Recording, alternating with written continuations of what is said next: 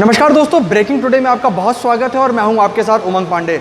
इस वक्त की बड़ी खबर आपको बताता हूं। उत्तर प्रदेश में तमाम राजनीतिक दल जो है वो 2022 विधानसभा चुनाव की तैयारियों में लगे हुए हैं। इसी क्रम में उत्तर प्रदेश के पूर्व मुख्यमंत्री और समाजवादी पार्टी के राष्ट्रीय अध्यक्ष अखिलेश यादव जो है वो लगातार वर्तमान की योगी आदित्यनाथ सरकार के ऊपर निशाना साधते नजर आ रहे हैं। उत्तर प्रदेश में इन दिनों जिस तरह से लगातार अपराध का ग्राफ जो है वो लगातार बढ़ता जा रहा है, उसको लेकर विपक्षी दल, चाहे वो कांग्रेस हो या फिर समाजवादी पार्टी हो, लगातार सरकार के ऊपर निशाना साधते नजर आ रहे हैं। इसी क्रम में पूर्व मुख्यमंत्री अखिलेश यादव ने गोरखपुर को गुनापुर कहकर संबोधित किया है। इसके साथ ही उन्होंने लगातार जिस तरह से उत्तर प्रदेश में महिलाओं के ऊपर जो घटनाएं हैं, आपराधिक घटनाएं बढ़ रही हैं, उसको लेकर चिंता व्यक्त की है। इसी क्रम में क्या कहना है समाजवादी पार्टी के एमएलसी राजपाल कश्यप का, आइए आपको सुनाते हैं। देखिए, चिंता का विषय है उत्तर प्रदेश में जिस तरीके से अपराध बढ़ रहे हैं, लूट हो रही है, डकैती हो रही है, बलात्कार हो रहे हैं, अपहरण उद्योग खुला हुआ है, तो उत्तर प्रदेश में तो जंगल राज है। और गोरखपुर जो मुख्यमंत्री का खुद का क्षेत्र है, उस क्षेत्र में भी अपराध नहीं रुक पा रहा है। हत्याएं हो रही, बहन बेटियों के साथ में बलात्कार हो रहा है, लूटें हो रही हैं और लोगों का अपहरण हो रहा है। एक व्यापारी का अपहरण हो गया, उसको फिरौती भी चली गई और उसकी हत्या हो गई और लगातार हत्याएं हो रही हैं उत्तर प्रदेश में। तो उत्तर प्रदेश तो जंगल राज है, अपराध प्रदेश बन गया है और गोरखपुर तो खुद उनका मुख्यमंत्री का क्षेत्र है और मुख्यमंत्री को।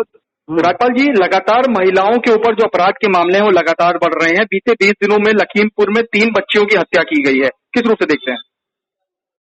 देखिए, महिलाओं के साथ में सबसे ज्यादा अगर देश में कहीं महिलाएं सुरक्षित हैं तो वो है उत्तर प्रदेश।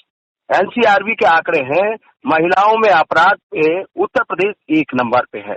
अब महिलाओं के साथ में कितनी महिलाएं आई जिनके साथ में रेप की घटना हुई, वो शिकायत करने मुख्यमंत्री तक आई, मुख्यमंत्री ने नहीं सुनवाई की तो उनको या तो आत्महत्या करनी पड़ी या लोगों ने मार दिया उनको। यही तो हो रहा। कितनी घटनाएं हो रही है। अभी अमेठी की घटना थी, लोग जाके खुद मुख्यमंत्री कार्यालय पे आत्मदाह किया उन लोगों ने। तो उत्तर प्रदेश में तो सभी महिलाएं सुरक्षित महसूस कर रही हैं। उत्तर प्रदेश में जिस तरीके की घटनाएं बढ़ रही, इनका एंटी रोमियो कहाँ चला गया? ये केवल लोगों को ध्यान भटकाने के लिए और नई नई चीजें ले आते हैं, लोगों को ध्यान भटका लेंगे। धरातल पे कोई सच्चाई इनकी नहीं है। उत्तर प्रदेश पूरा योगी राज में तहस नहस हो गया है और नैतिकता के आधार पे मुख्यमंत्री से उत्तर प्रदेश चल नहीं रहा है। इनको इस्तीफा दे देना चाहिए। तो आपने समाजवादी पार्टी के एमएलसी राजपाल कश्यप को सुना, किस तरह से वो उत्तर प्रदेश की बदहाल कानून व्यवस्था पर चिंता व्यक्त कर रहे हैं। अब आपको भारतीय जनता पार्टी के प्रदेश प्रवक्ता डॉक्टर मनोज मिश्रा का क्या कहना है इस पूरे मामले पर, सुनाते हैं। अखिलेश जी विपक्ष में हैं, लेकिन वो भी स्वीकार नहीं कर पा रहे कि वो चुनाव हार चुके हैं और जनता ने उन्हें उत्तर प्रदेश से रिजेक्ट कर दिया। उन्हें शायद याद नहीं है कि जब वो चुनाव हारे थे तो विषय उनके खिलाफ क्या था। उनके खिलाफ जातिवाद था, भाई भतीजावाद था, क्षेत्रवाद था और परिवार था, साथ में भ्रष्टाचार भी था, गुंडागर्दी भी थी।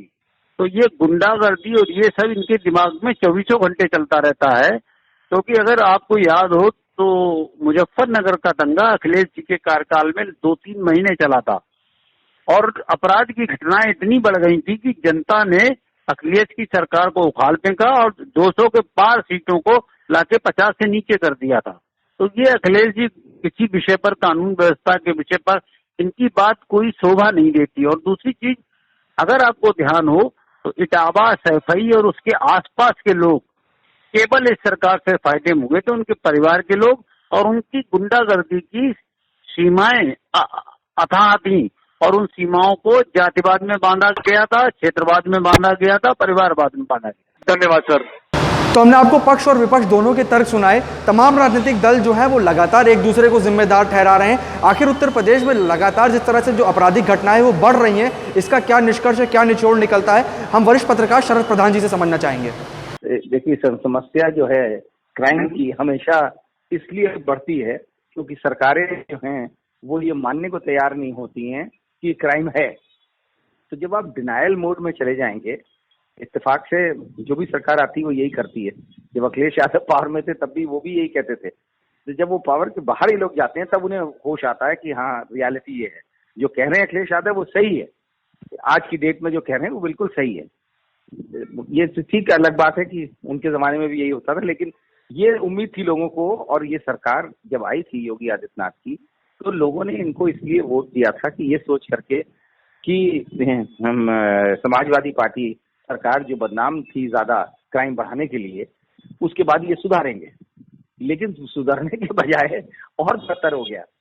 और उसका कारण सिर्फ इतना सा है कि मुख्यमंत्री के ये समझ में नहीं आता है, उनको ये यकीन नहीं होता है कि रियलिटी क्या है।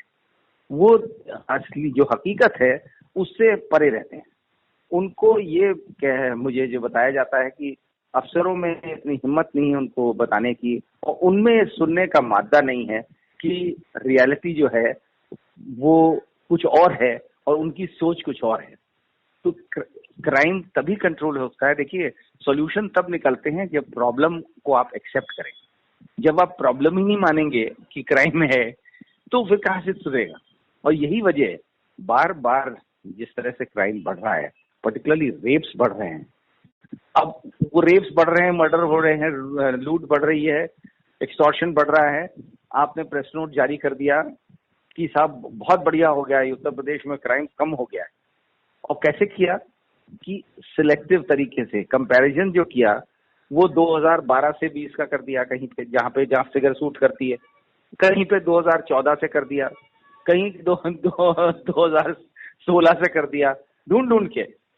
तो मतलब इससे ज्यादा हॉल्ट पाने से काम हो ही नहीं सकता कि आप कंपैरिजन ऐसा कर रहे हैं जिससे कि अपने आप लगे कि हाँ सब कम हो गया है। उससे कोई कम थोड़ी ना हो जाएगा।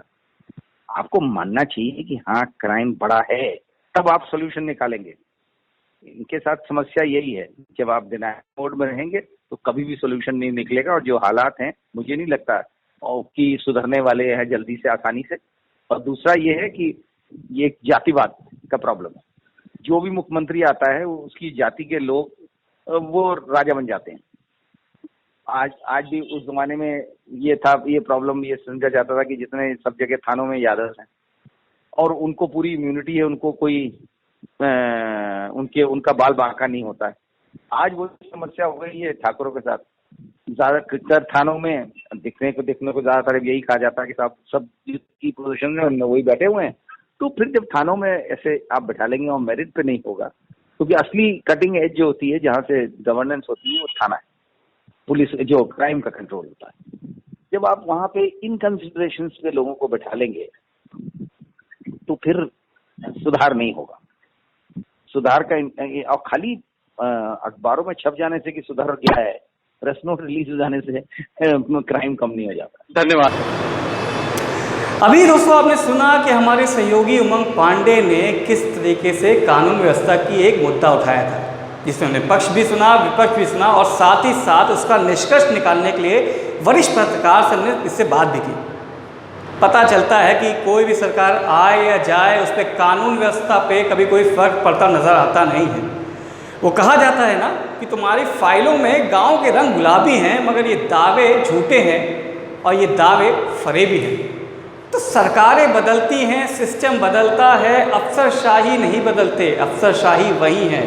अखिलेश की बात करें, सरकार चली गई कानून के राज को लेते हुए, अंतर करा ले गया, तमाम बातें हुई। योगी सरकार आई, सुना कि बहुत कुछ बदल जाएगा, सरकार बदल जाएगी, जंगल राज बदल जाएगा, पर देखने को फिर से नहीं मिला। कानून राज जस का तस, उसके साथ कोविड का एक नया रंग।